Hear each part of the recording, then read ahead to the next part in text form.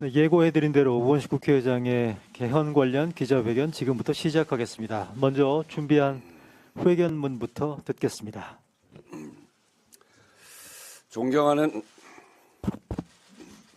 존경하는 국민 여러분, 우원식 국회의장입니다. 불법 비상계엄은 꿈도 못 꾸는 개헌으로 개헌의 문을 열자고 제안합니다. 국민투표법 개정으로 개헌의 절차적 걸림돌이 해소됐습니다. 개헌의 문을 여는 지방선거 동시투표를 제안합니다. 지금 이 시기를 놓치면 또 언젠가 될지 기약하기 어렵습니다. 12.3 불법 비상계엄으로 온 국민과 모든 정치 세력이 큰 고통과 경랑에 휩싸였습니다. 정치, 외교, 사회, 경제, 나라 전체에 생긴 막대한 피해를 국민과 기업이 모두 감수해야 했습니다. 민주주의와 국민의 자긍심이 훼손됐고 대한민국이 앞으로 나아갈 시간과 역량을 위기 극복에 쏟아야 했습니다. 다시는 이런 일이 없도록 만들어야 합니다. 불법 비상계엄을 근원적으로 막는 제도적 방벽, 계엄에 대한 국회의 통제권을 강화하자는 것입니다.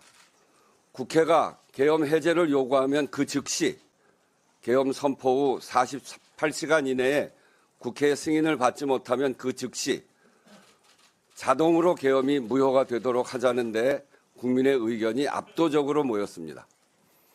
비상계엄의 여파가 다 끝나지 않았고 그로부터 국민이 요구하는 개헌의 내용이 분명하게 집약된 지금 이 기회를 놓치지 말아야 합니다.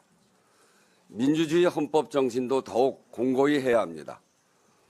현행 헌법 전문의 4.19 민주 이념에 더해 주요 민주화 운동을 명시하자는 논의가 오래전부터 폭넓게 계속됐습니다. 특히 5.18 정신 헌법 전문 수록은 여야 모두가 국민께 약속했습니다. 지방선거일 동시투표의 계기성을 10분 살려 지역균형 발전 정신을 포함할 것도 제안합니다. 국회 조사에서 국민의 83%가 지역 간 불균형 해소와 지역 균형 발전에 대한 국가의 책임을 헌법에 명시해야 한다는 의견을 밝혔습니다. 단계적 개헌으로 반드시 이번에는 개헌을 성사시킵시다. 지금까지 전면적 개헌 시도는 번번이 실패했습니다. 헌법은 결국 39년을 제자리에 묶여 있었습니다. 한꺼번에 하려다 아무것도 하지 못하는 세월을 반복하지 말고 할 수 있는 만큼 합의되는 만큼만 한다는 방향을 분명히 해야 합니다. 전문가와 국민의 의견도 같습니다. 개헌에 찬성하는 사람들 대다수가 단계적으로 부분 개헌을 해야 한다는 판단에 동의했습니다. 전면적 개헌보다 단계적 개헌으로 최소 수준의 개헌으로 첫 발을 떼야 합니다. 개헌 우선순위는 국회 개헌특위에서 정리하되 현 시점에서 여야가 이견 없이 합의할 수 있고 국민적 공감대가 높게 형성된 사안을 우선 검토할 수 있을 것입니다. 사회적 합의 수준을 중심으로 논의를 집약할 필요가 있습니다. 39년 만의 개헌인데 더 많은 의제를 두루 논의하자는 의견도 있겠으나 이번에는 할 수 있는 것만 하고 권력구조 문제, 기본권, 연성헌법 등은 충분히 검토하여 이후에 논의하는 것이 바람직합니다. 이 기회에 분명히 밝혀두면 국회의장은 내각제는 일관되게 반대해 왔습니다. 국회 제 정당에 거듭 제안하고 요청합니다. 지방선거일에 개헌 국민투표를 동시 시행하려면 4월 7일까지는 개헌안이 발의되어야 합니다. 3월 17일까지는 국회 개헌특위를 구성해 주십시오. 효력 상실 상태로 법적 장애물이었던 국민투표법과 달리 국회 개헌특위 구성은 정치적 결단의 문제입니다. 관건은 개헌에 대한 여야 정당의 의지, 국가적 과제와 국민의 요구에 대한 국회의 책무성입니다. 12.3의 상처를 겪고도 아무것도 바꾸지 못한다면 그것은 정치의 책임 방기입니다. 단 한 조항, 한 줄이라도 개헌이 되어야 앞으로도 시대에 맞게 헌법을 정비해 가며 국민의 삶, 나라의 미래를 더 나아지게 만들 수 있습니다. 여야 정당의 책임 있는 응답을 촉구합니다. 네, 회견문 들으셨고요. 기자 여러분들의 질문을 받겠습니다. 앞서 안내해드린 대로 오늘 다음 의장님께서 일정이 좀 촉박한 관계로 제한된 인원만 질문을 받을 수밖에 없다는 점 먼저 양해를 부탁드리고요. 질문 있으신 언론인분들 손을 들어주시면 제가 지명하고요. 소속 성함 말씀해 주시면 감사하겠습니다. 네.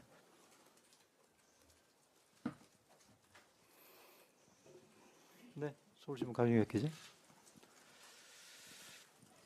네, 의장님, 작년, 재작년에도 개헌에 대한 초질관 의지를 잘 이해했고요. 말씀해주신 의견이 관철되려면 네. 대통령과 제 정당의 의견들이 합치되어야 할 것 같은데 네. 대통령은 개헌뿐만 아니라 개혁에 대해서 외과 시술적 교정이 유용하다라는 의견을 말씀하고 계시고요. 이 기자회견장에 오는 길에 그 사당은 국회 앞 정치 개혁을 요구하는 목소리를 내고 있습니다. 그 검찰 개혁이나 정치 개혁에 대해서는 좀 어떤 생각을 갖고 계시고 좀 그걸 통해서 개헌에 대한 그런 목소리를 모으실 수 있는지 의견 듣고 싶습니다. 검찰 개혁 등의 개혁에 관해서는 지금 국회가 한참 논의 중입니다. 그 부분에 관해서 국회 전체 운영을 책임지고 논의를 모아가야 될 국회의장으로서 거기에 구체적인 견해를 밝히는 것은 적절치 않아 보입니다. 그래서 그 부분은 국회에서 논의되어지는 과정을 잘 논의될 수 있도록 국회의장이 필요한 부분에 있어서는 정리도 해가면서 우리 사회에 필요한 검찰 개혁 또 필요한 개혁들이 이루어져야 된다 이렇게 생각하면서 국회의장으로서 역할을 다하겠다 이렇게 말씀드리겠습니다. 네, 다음 질문 받겠습니다.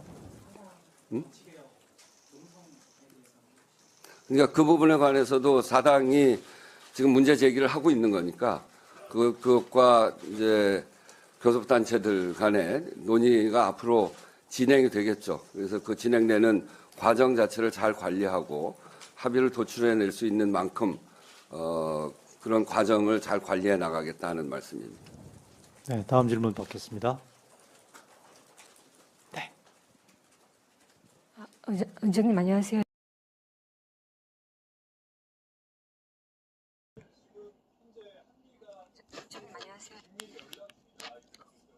국회에서 현재 우원식 국회의장의 개헌 관련 긴급 기자회견 인터뷰 중입니다.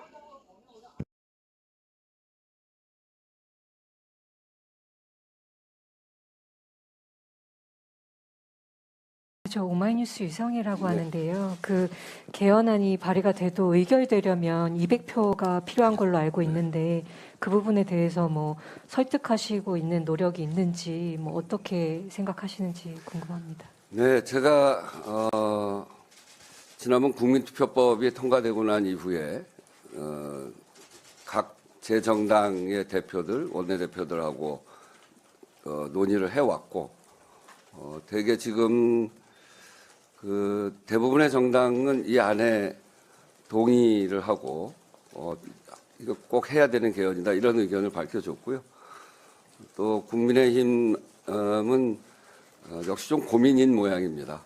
그래서 분명하게 의견을 이야기하지는 않았습니다만 검토하겠다는 생각이고 아마 그 국민의힘 안에서 이 의제를 가지고 저는 충분히 논의가 있을 것이다 이렇게 생각하고 그런 점에서 보면 이번 이 개헌안은 저는 충분히 통과할 가능성이 높다 그렇게 생각을 합니다. 네, 다음 질문 받겠습니다.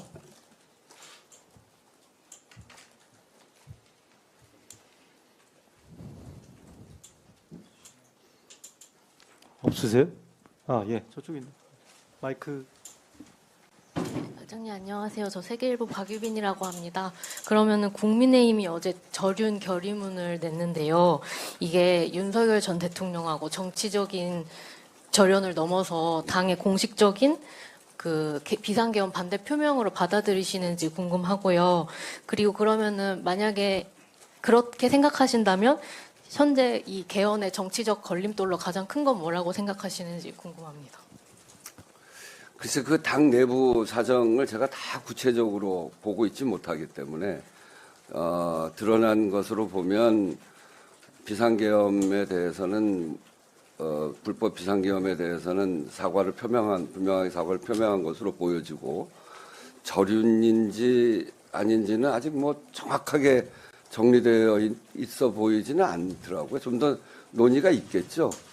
의원들의 의견이 한편 있고 또 당원들의 의견도 있으니까 그래서 그거는 좀 더 논의를 해봐야 되는 거 아닌가 그런 생각이 드는데 그래서 국회의장으로서 그게 정확하게 뭐다라고 얘기하기는 좀 어려울 것 같고 단지 지금 제가 제기하는 이 비상계엄의 핵심 더 이상 불법 계엄이 없도록 하자 그리고 국회에서 확실한 통제권을 갖자라고 하는 부분이 국민의힘에서 여러 가지 고민할 수밖에 없는 내용 아니겠습니까? 그런 지점에서 보면 이런 문제에 대해서 국민의힘이 어떤 태도를 취하는가 이거는 앞으로 어제 내놓은 그 성명과 관계에 대해서 보면 많이 고민하고 판단해야 될 내용이다. 그리고 국민들이 그런 것들을 보면서 어제 내용에 대해서 그것이 진정성이 있는지에 대한 판단도 하지 않을 것일까 이렇게 생각을 합니다. 그래서 저는 이 개헌안이 아주 그 많은 이 정당 구성원들의 지지를 받으면서 통과될 가능성이 이제는 굉장히 높아진 거 아닌가 이렇게 생각을 합니다. 마지막으로 한 분만 더 질문 받겠습니다. 네, 우리 중앙 강보영 기자. 네, 의장님 그 중앙일보 강보영 기자입니다. 아까 그 개헌 통과 가능성 상당히 높게 평가한다고 하셨는데요. 사실 지금 여야가 대치 상황이 계속 이어지고 있잖아요. 민주당에서도 공소취소 국정조사 요구서 발의한다고 하고 이제 뭐 제기한다고 하고 검찰개혁 법안 처리도 앞두고 있고요. 그래서 여야 이제 개헌 위해서 뭐 본회의 상황 좀 수습하실 뭐 보관이 있으신지 궁금하고 그럼에도 불구하고 이제 개헌 통과 가능성이 높다고 계속 보시는지 평가하시는지 좀 여쭙고 싶습니다.